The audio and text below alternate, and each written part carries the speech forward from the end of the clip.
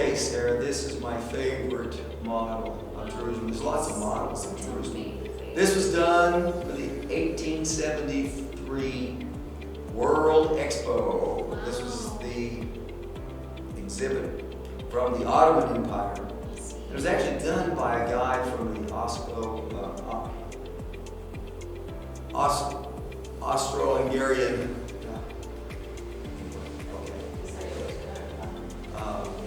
The fellow who did this came to Jerusalem as a bookbinder, but he began building this model, and the amazing thing is this thing was lost forever. It was highly praised when it was at the World Expo, but then it just got lost. It was actually purchased by a single family, and then I don't know if their family members stored away or what, but no one knew where it was for a long time. But here it is now in the Citadel of David. It's just wonderful. Yeah, it's a wonderful one. So I want to start pointing things out as we look. Here's a windmill. You saw the windmill. That's the artist colony, and you know that that's on the west side of Jerusalem. It gives you some orientation. Right below, we're going to have the Valley of Ben Hinnom coming right down this way. And of course, on that side of Jerusalem, we're going to have the Kidron Valley. And if you were to look in between the Kidron Valley and the Hinnom Valley, there's kind of a low place that runs right down the middle of the city. That's El Wad, the street we walk in the Tawaquin Valley. And so the Damascus gate would be up this way at the top. We are standing way up here in this part right there. This is the fortress right there. It looks so similar. Yeah, it is. Yeah, it's what it is today. That's it. There's Faisiel's Tower. There's the minaret we looked at. So that's where we're located. Over here we have the Church of the Holy Sepulchre. And over here we have the Dome of the Rock. Now what do you notice that's different about the Dome of the Rock from that period of time? Oh, it's not gold. It's not gold. That's the key. It was lead back then. And then gold was applied. It was actually from King II who gave that, put that on. But it does change the appearance. The gold is beautiful. So, and of course we have the Mount of Olives over here. And of course, you know today it's just covered with graves. But you don't see those from that period, do you? No, but it looks like there's little... Some. And of course there are the tombs. You know, the tomb of Absalom. We have down here. So, you know, there are the tombs down there that we looked at. And of course, again, this would be Silwan over here on this side. And that means that the city of David is over here. So David's palace being over here. Here is the actual pool of Siloam that would be down here. And so you come out of Hezekiah's tunnel. Where does that Gihon spring end up? Pool of Siloam. Yeah. And so now you see that the walls built in the 1500s do go all around Jerusalem, and they match what we see today. So the city does follow that same set of walls. But let's look and see. Do we have an opening at the Jaffa Gate? Let's go look. Let's find out. Is there an opening there? Ah, right there. No opening. And so that was created in 1898 to let Wilhelm II enter to go to the Church of the Redeemer, which would be located about right there, but there's nothing there. Yeah. Not today. And so here is the Austrian hospice. In fact, there is one of the gates down there, St. Stephen's out there at the end there. And they opened that up also, so people could be brought in, an ambulance could enter and go right up to this, which became at times a hospital. I see. Okay?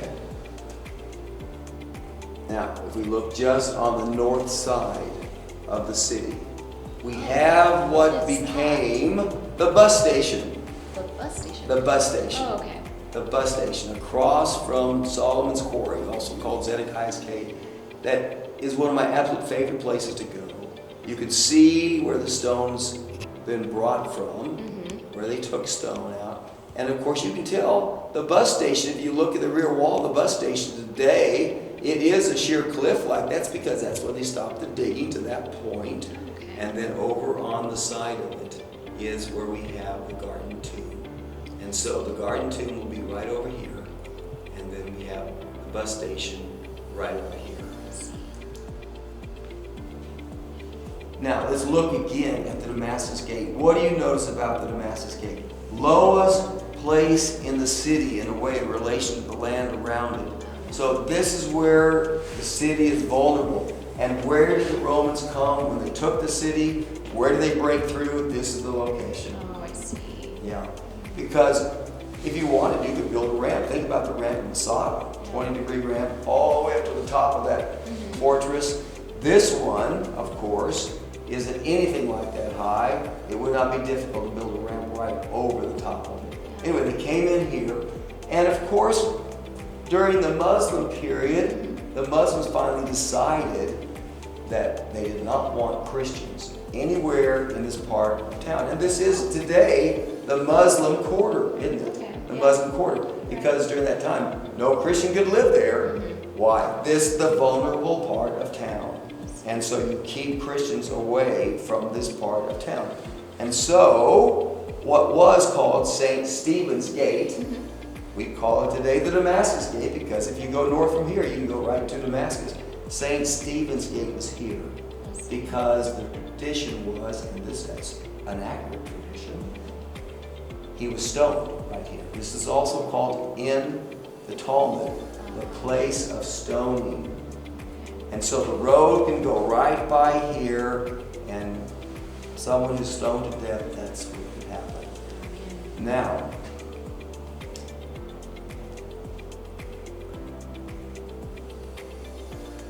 what I was going to say. I was going to say, oh yeah, okay, it's my brain. Okay, now, once the Muslims had control of the city, the Christian tour guides still had lots of pilgrims coming. You have to realize, after the 4th century, once Christianity became the, in effect, state religion of the Roman Empire in the 300s, you had this massive number of pilgrims coming all the time. You would be shocked to hear the numbers. I'll share the numbers with you later. We have a good feel for how many, because it's just a huge number. But they wanted to see, where was St. Stephen stoned? Problem, he's stoned here. Yeah. They're not allowed to come here. Oh, no. What do if you're a tour guide? You move it. Sorry, you just can't, there's nothing there to see. We can't go there. No, Yeah, no. there's no They simply just transferred it right over to what's Lion's Gate. So Lion's Gate is known as St. Stephen's Gate today, as well as Lion's Gate, because there Christians were allowed to come and go. And so it was transferred. Now, another important fact. I do not believe that Jesus was crucified here. Most do. Even a lot of Protestants agree with that. I don't at all. Why? Because you are building a wall. If you show it the way the wall usually is portrayed in a Bible map, it nearly always goes this way. There are lots of problems with that. For example, you would close as much city going out this way as you would by going this way. I'm sorry, let me say it again. For example, if you build a wall here, you build just as much wall as if you build a wall here, and yet none of that's within the walls. Who would do that? You know, a square is efficient, but if in one corner you cut it out like this, you lose a huge amount of land that could have been within the wall. But also, it means if you do the traditional route of a wall in most Bible maps, it means they built a wall in a valley. Have you ever seen that anywhere? Go to Megiddo, go anywhere.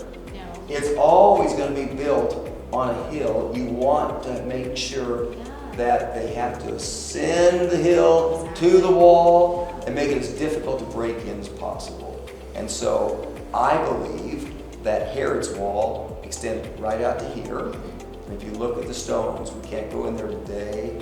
It's closed. It's been closed for years. I hope someday it's open again, but security is very, very tight. As you know, there are lots of guys with guns and gals with guns. And so because of that, they decided to shut down what's called the Roman Plaza that's I see. underneath the Damascus gate.